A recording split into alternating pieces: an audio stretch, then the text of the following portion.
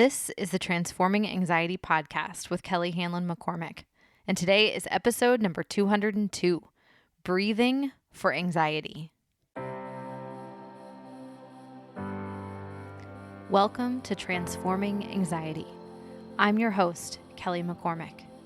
I'm a mom to 2 boys, a wife, friend, daughter, and sister, and I'm a certified life coach, yoga teacher, and soon-to-be mindfulness meditation teacher.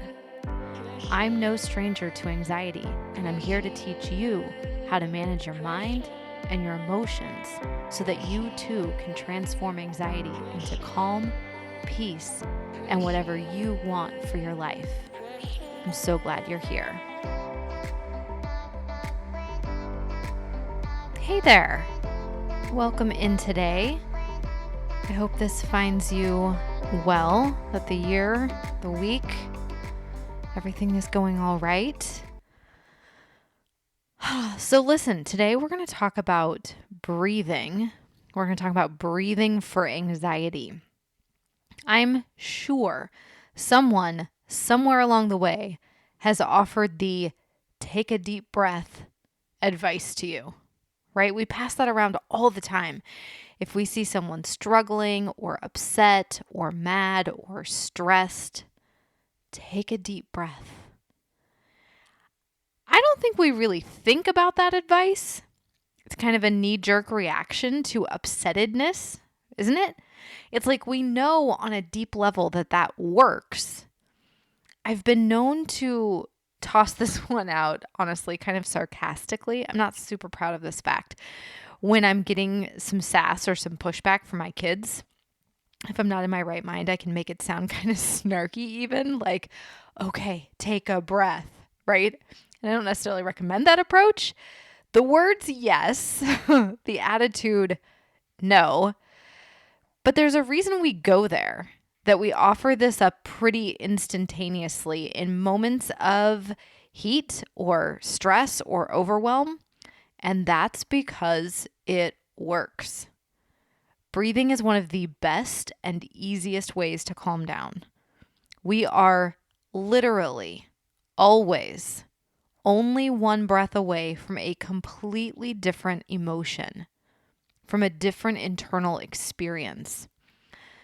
So I wanted to explore a little bit about why this is true, like the how and why breathing intentionally works so well for anxiety, because I know some of you are like, yeah, no, I've tried it.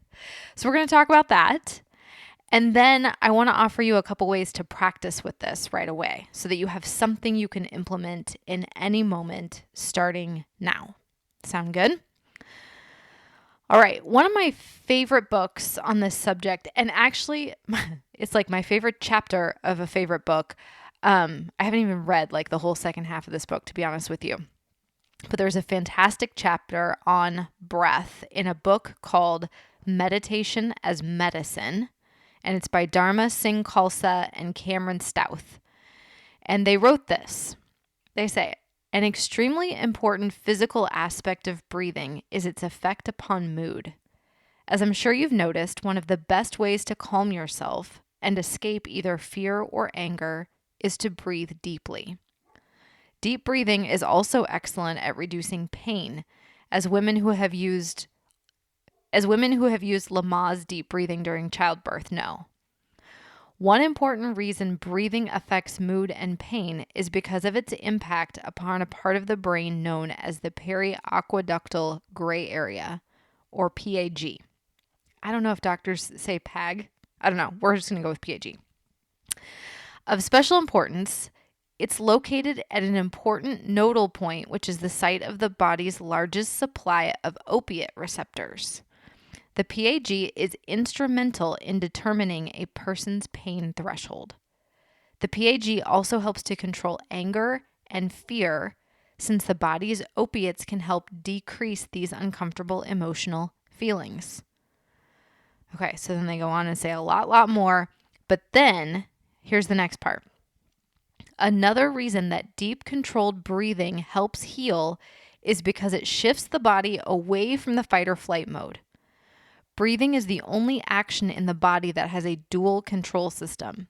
It can operate consciously through the voluntary nervous system or unconsciously through the autonomic nervous system.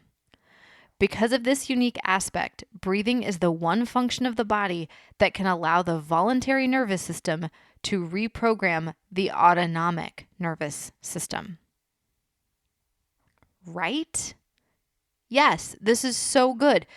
You don't have to consciously control your breath, right? You know this. Your body's just going to keep breathing itself, no problem. But because you can consciously control your breath, you have the ability to literally reprogram your autonomic nervous system, which is responsible for the fight or flight stress response. And you can bring that back to rest and digest, all because you notice it's happening and you bring your breath back under your conscious control. This is what I want you to hear. More than anything else in this episode, whenever someone says, "Yeah, I tried breathing, it doesn't work," I say, "Nope, try again." It does work.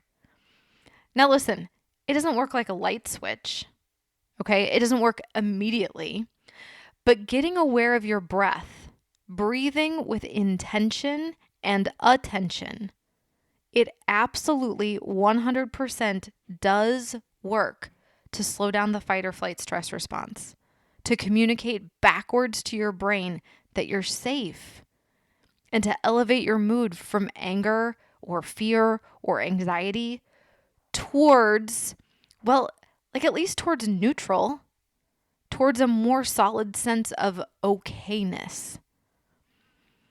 All right. A couple other ideas around breath that I wanted to share. Reasons why this is at least interesting and at best vitally important, okay? Especially if you find that you feel anxious often, that you tend that way.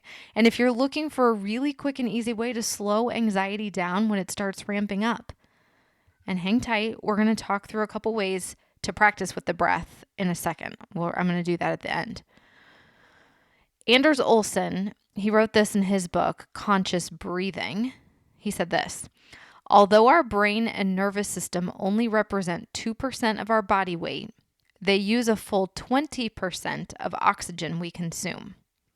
When our breathing is dysfunctional, oxygen supply is limited, and the conscious mind will work a little slower and perceive incoming stimuli as slightly more stressful and threatening. Okay, I want to say that last part. Stay with that last part for a second.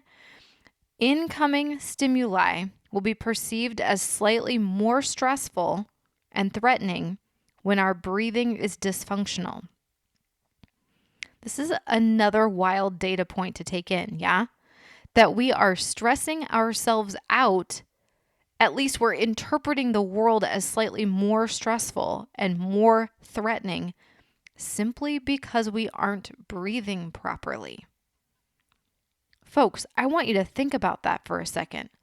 What if the only thing you changed today, this week, this month, was that you breathed more consciously, more intentionally, more deeply, with more awareness, and that was all it took to downregulate all the things because your brain had more oxygen and you were literally able to think more clearly about how life is. I'm telling you, this doesn't have to be tricky or fancy or time-consuming. Transforming anxiety, feeling better, neutralizing your inner emotional landscape, it can be pretty damn simple, really. It can be about breathing. All right, here's another one. Alexander Lowen wrote this in his book. The book is called The Voice of the Body. He said this: the importance of breathing need hardly be stressed. It provides the oxygen for the metabolic processes. Literally, it supports the fires of life. But breath, as pneuma, is also the spirit or soul. We live in an ocean of air, like fish in a body of water. By our breathing, we are attuned to our atmosphere. If we inhibit our breathing, we isolate ourselves from the medium in which we exist. In all Oriental and mystic philosophies, the breath holds the secret to the highest bliss. That is why breathing is the dominant factor in the practice of yoga. Okay, first of all, quick digression into yoga for a split second. You know I'm a big fan of yoga. I practice pretty much every single day and have for years and years. And this is the reason why. Some days yoga feels great. Some days I feel like the Tin Man on my mat. Some days I'm distracted. Others I'm focused. Sometimes I really love yoga, and others it's like I just have to get this done. But I tell you what, 100% what's consistent, no matter what else is going on my mat, I breathe. If nothing else good happens for that hour and a half, at least I was breathing. And by that I mean breathing with some amount of awareness and some amount of depth for an hour and a half. Like, that's never a waste of time. That's worth the price of admission right there. No doubt. So sure, I mean, handstands and splits are fun, but they're never, ever, ever the point. The breath. That's the point. I treat that practice like boot camp for the rest of the day. It's a way to remember to breathe so that all day I can remember to breathe. That's it. Everything else is just a circus of postures and poses. It's like borderline irrelevant. Doesn't come close to how important the breath is. All right, speaking of yoga, I had to include Max Strom here because he wrote this gorgeous book. It's called A Life Worth Breathing. And he wrote this: some doors only open from the inside. Breath is a way of accessing that door. Oh, there's so much in these few words. Some doors only open from the inside. Like, consider, what are you banging on from the outside? What are you trying to access or shift or fix or solve from the outside? And I mean by buying something or consuming something. Like, are you coming at you, your internal self, your internal emotional landscape from out there? Like, think of this. You know how your good friends use like the back door, or they come in through the garage, like straight into your kitchen, right? It's like that. Some doors only open from the inside. What you're trying to access and shift and transform, have you tried opening the door from the inside? Maybe it's not an external thing you need. Maybe it's an inside job. And hint, it's almost always an inside job, my friend. Then he says, breath is a way of accessing that door. Yep. If you've tried to think or journal your way there, you know sometimes things aren't about words or paper or sentences or ideas. Some things are beyond all of that. And that is where the breath comes in. Some doors only open from the inside. Breath is a way of accessing that door. All right, so let's talk through a couple different breath techniques that you could practice with. Like, this is all good and fine, but how do you do it, right? What do you do with the breath? So I want to share, this is just a couple ideas with you here today, things that are easy enough for us to talk through here on a podcast, because a lot of this stuff is better at least over video where we can see each other, even better in real life. But there are a couple things that you can do right away. One is called, very fancy, long, deep breathing. So this one is pretty much what it sounds like, but there are a few things to pay extra special attention to here. So long, deep breathing implies you're going to deepen your breath. Yeah. To start, think about this. As you inhale, you're going to think about drawing your breath way down into your belly. You can almost map out the breath by using your hands. So placing your hands on your belly, starting the inhale there. Then bringing both hands to the sides of your rib cage. Feel that expand as you continue to inhale. And then finally, you can bring your fingertips up under your collarbones and you can feel your chest rise and expand with the breath too. That's the inhale. Then you're going to slow the exhale way down. And I want you to think about like squeezing a tube of toothpaste. Get all of the old stale air out of your body and really stay with the exhale. Most of us tend to kind of explode out of the exhale so that our bodies can reach for more air so that we can get to the next inhale. So we don't completely and fully exhale. Like even resting in the emptiness of the exhale. This is something you can do anywhere. This is something you can do anytime. No one will even know you're doing it. Long, deep breathing. Use your belly, use your ribs. Most of us just inhale in that very top part of our lungs. That's where we keep most of our breath. We don't fully use and expand into an in-breath. So start there. Make it a three-dimensional thing too. Think about expanding into the sides of your rib cage, even into your back, right? And then as you start with this inhale, but really, really focus on the exhale, fully and completely getting all of the air out of your body. Again, you can do this anytime, while you're working, while you're waiting, while you're on a call, while you're driving, you name it. This works.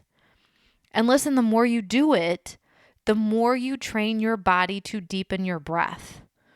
So think of this as boot camp. You're inviting yourself to breathe in a different way. And the more you practice, the more normal it feels to you. One of the first things we do when we get anxious is our breathing gets really short and shallow. It's like more and more inhales, right? So doing this regularly means that you're practicing higher quality breathing.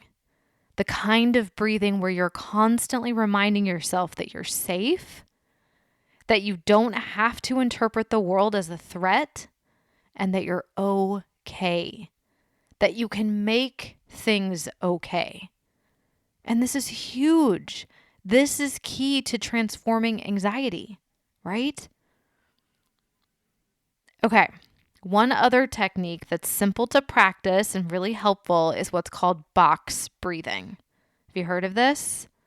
It's sometimes called 4-4-4-4 breathing or square breathing. You might have heard that too. So if the main idea of long, deep breathing is to slow your breathing down so that you move towards rest and digest and move away from fight or flight, the main idea with box breathing is to regulate your breath, to find a regular cadence and a regular rhythm for your breathing. Again, this is a way of training your body so that you have a practice, a system to fall back on when you need it. So that you don't have to get super clever or resourceful when you find yourself in the heat of the moment and you're feeling anxious, you're feeling stressed, you're feeling overwhelmed. Okay, so box breathing. Here's how it goes. You can imagine like a 2D box in front of you, basically a square, right? You're going to start by fully exhaling. Exhale more and more until you're completely empty of air. Then you're going to inhale for the count of 4. 1, 2, 3, 4. Hold at the top of the inhale for 4. 1, 2, 3, 4. Then exhale for 4. 1, 2, 3, 4. Then hold at the base of the exhale for 4. 1, 2, 3, 4. Okay? So you can picture the box, and as you inhale and count to 4, you're coming up one side of the box. Then hold for 4. Imagine going across the top of the box. Then exhale down the other side for 4. and hold the exhale out along the bottom of the box for 4. Simple enough, right? Now, a quick note on box breathing. Do not let this send you towards panic. Sometimes holding the breath in or holding the breath out, even for a count of 4, can bring you almost to that edge of panic. If that happens, let go. Breathe normally. Just let go of box breathing. Use this for you. This is not something to be used against you. You could shorten the count to 3. You could try it for a few breaths and then breathe naturally for a few breaths and pick it back up, right? Keep reminding yourself that you're safe, right? You can access the breath, the inhale, anytime you need it. Your mind is going to play some tricks here where it tells you that you can't breathe. And it's going to start down that like, I'm freaking out path. That's something to sit with. That's something to train yourself with, right? Don't go for some kind of perfectionistic A+ gold star getting version of this, right? You're not doing it wrong. Just try it, let it go. Try it again, let it go again. Okay? Now, that was a super quick and dirty tutorial on long, deep breathing and box breathing. Both are enormously valuable. Both are totally effective in slowing things down and helping you support your body in flipping from the stress response towards the relaxation response. And remember, it works. It doesn't work instantaneously. Be patient. Keep breathing. I have a couple more tattoos that I want to get, and breathe is one of them. No joke. All right, my friend, breathing for anxiety. We'll be talking more about breath and breathing and how this supports transforming anxiety down the road for sure. For now, please remember that it works, and there are 2 really easy ways to practice right here, right now. Breathe. Also, pretty please rate and review the show before we go. And I will see you at the same time, same place next week for more transforming anxiety. And until then, please take care. Do you have someone to help you with your stress, anxiety, worry, and overwhelm? If not, I would love to be your coach. The Fierce Calm Project is my virtual coaching program where we get to go in on topics like this one, and I can help you apply these lessons to your life so that you're creating your own transformation. We do live coaching calls, guided meditations, on-demand yoga classes. We hold book club where we read books your neighborhood book club won't, and there's lots of bonus content that I've created just for you. When you're ready to take what you're learning on the podcast to a whole other level, then come on over and check out the Fierce Calm Project at kellyhanlonmccormick.com/Fierce Calm Project.